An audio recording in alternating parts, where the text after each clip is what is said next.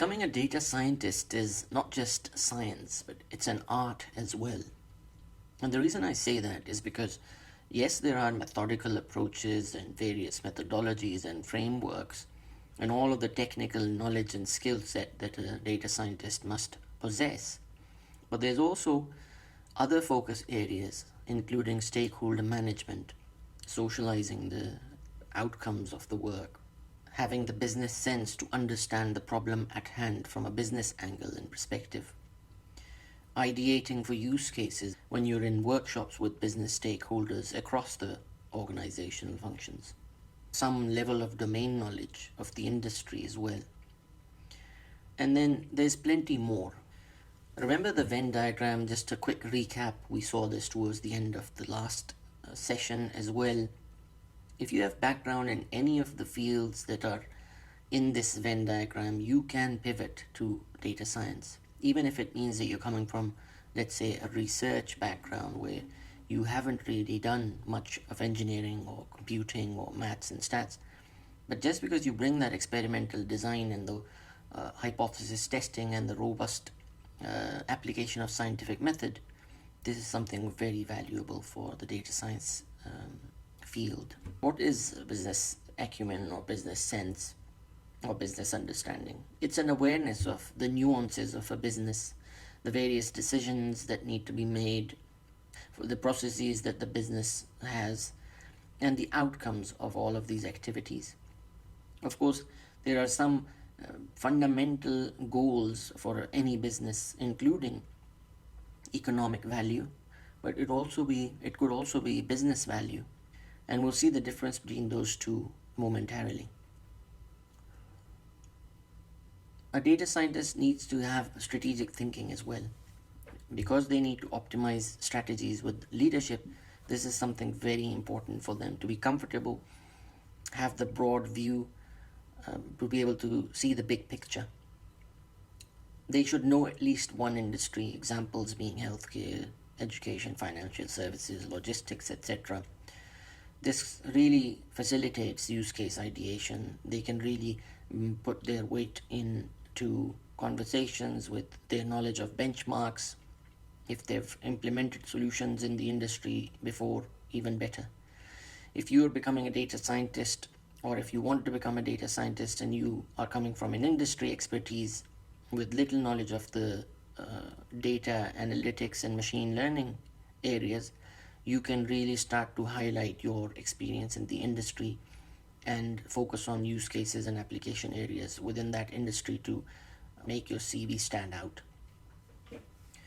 Of course, if you are in that industry and you have knowledge of that industry, experience of that industry, then you will know the state of practice and the state of the art in that industry as well.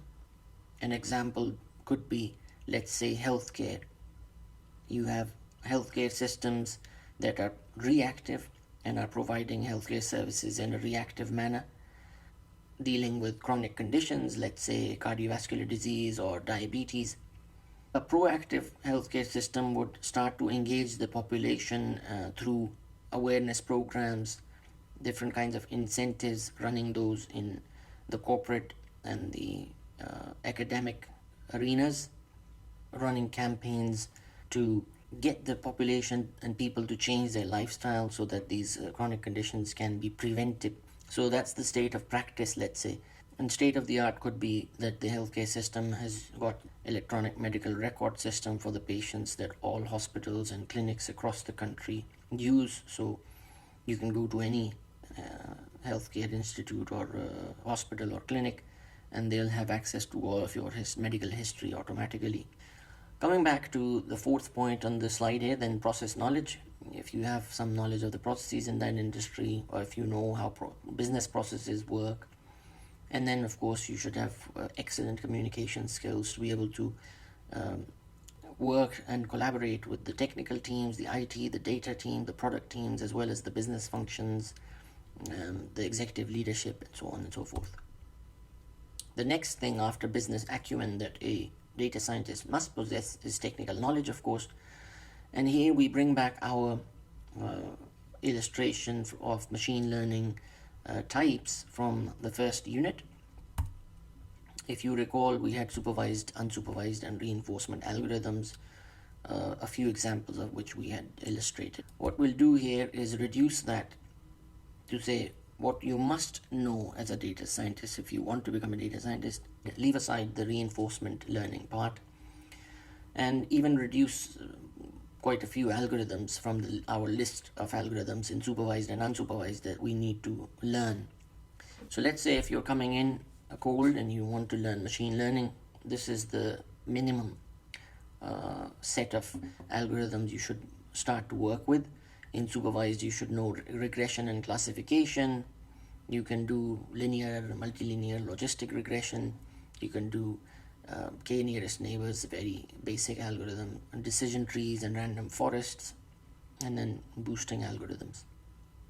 You might also do support vector machines, definitely do neural networks, and then Bayesian models, and if not all of them, but at least the most basic one, naive Bayes. And ideally, if you do deep learning in neural networks, this will make you quite current, because this is a state of practice and state of the art in this field. If you remember, this overlap means that these algorithms do both supervised and unsupervised. On the unsupervised learning side, we have k-means clustering, where you specify the number of clusters that you want, which is k.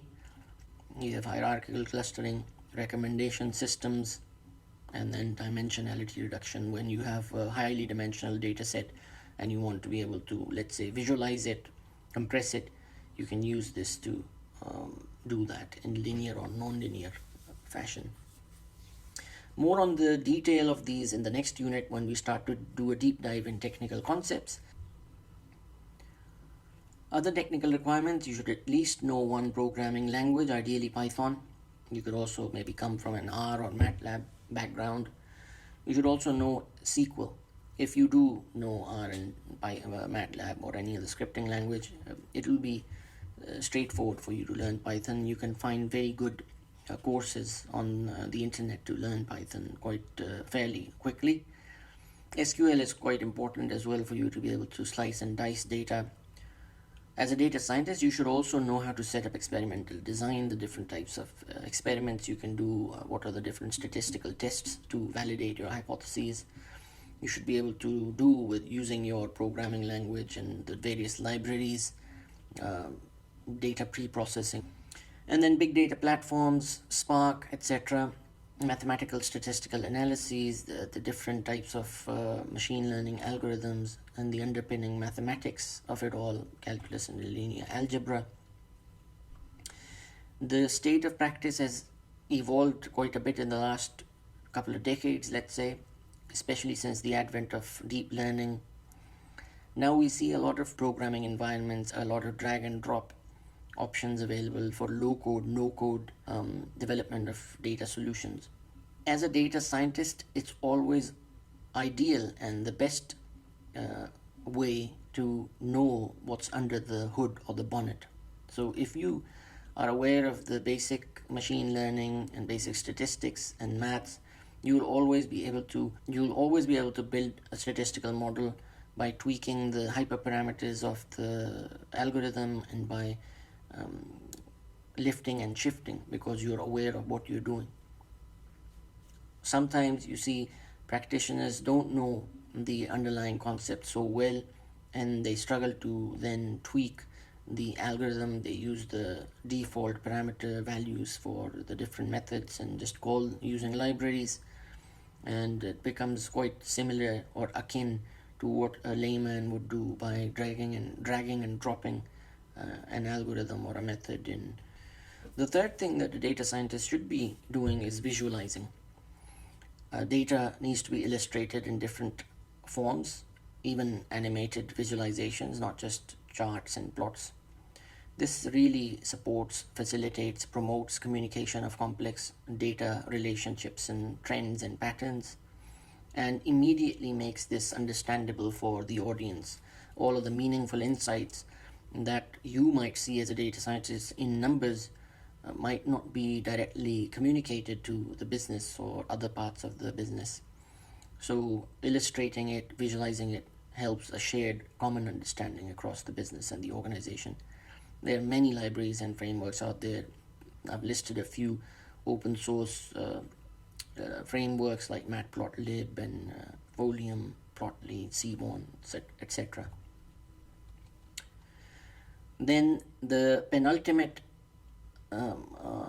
factor or thing that data scientist needs to be doing is building a narrative, the art of storytelling. How do you actually explain complex data patterns to people? Well, we've seen and we've said before that visualizing it helps. The next bit we can do is to put together a storyline. And this narrative that we put together should be such that the story that is within it resonates with the audience, has some kind of a starting and an ending, an outcome, shows some kind of a climax, and maintains flow and rhythm and is engaging and captivating for the audience. It helps optimal sharing of data insights because the audience really starts to own this story themselves, and it helps to build consensus across the organization that the empirical insights can actually bring value to the business. To create a good story, we need to have data that we've selected carefully, cleaned, pre-processed, analyzed. We need to be able to spot that story in the data as we explore it and build that narrative. Once we have the narrative, we need to be able to have supporting visuals that we'll take to the business and to the audience when we're presenting this narrative. And then it needs to have an outcome or an ending that has direct business value. But more on this in the next unit. And finally, driving business value. Business value can be a measure of organizational well-being. It's not just economic value or profit. It can be tangible or intangible. So examples of business value include customer satisfaction, intellectual capital of the company, minimization of risks, optimization of pricing strategy, ahead of time prediction, customer base growth using personalization, staff productivity, cost reduction, and sales increase, and so on and so forth. So to summarize this lesson, this section, and the unit, we have some kind of a company that's interfacing with the market. It's offering its product or some kind of a service to customers in the market. The market is giving economic value in return to the company. But what happens in the background? Well, this company needs to optimize its services and products so that it always remains current in the market and is able to receive that economic value steadily. So in the background within the organization, it has some assets like technology, data. Let's call this the technical domain. And then there is a divide between the technical and the commercial. And the data scientist sits in the middle.